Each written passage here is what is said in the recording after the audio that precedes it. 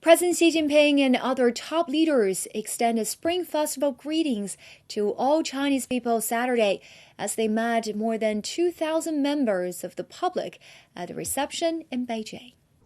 Premier Li Keqiang delivered a speech at the gathering, greeting all Chinese in the mainland, Hong Kong, Macau, Taiwan, and abroad. Li also sent condolences to Taiwan compatriots for the strong 6.7 magnitude earthquake that hit Kaohsiung earlier in the day. According to the premier, China has kept advancing the structural reforms and created more than 13 million jobs.